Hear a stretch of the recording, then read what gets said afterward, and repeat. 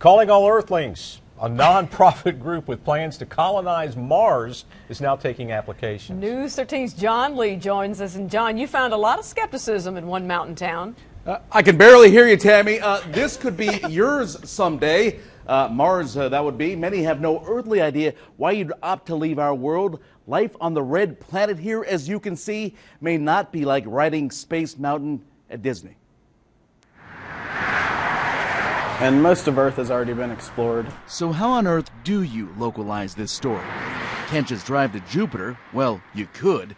But for a unique perspective about colonizing Mars, it makes more sense to roll here. Probably because of the name of Mars Hill, I would say. The town's name has nothing to do with the red planet. Mars Hill's origin is found in Acts 17, where Paul preaches the gospel to the people of Athens.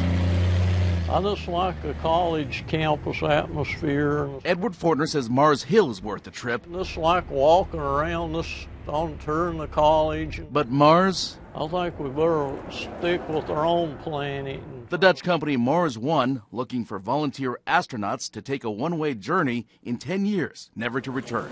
Workers at the Mars Hill bookstore could see themselves as Martians. Just going out in space and living on a new world.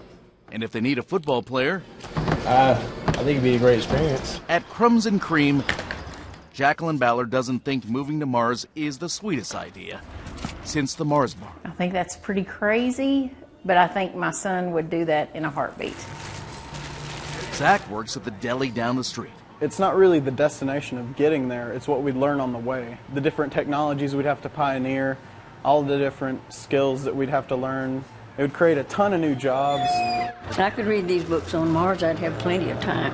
Dr. Virginia Hart started women's athletics at Mars Hill College, and even at 90, being a pioneer on Mars is tempting. Just an experience, new experience.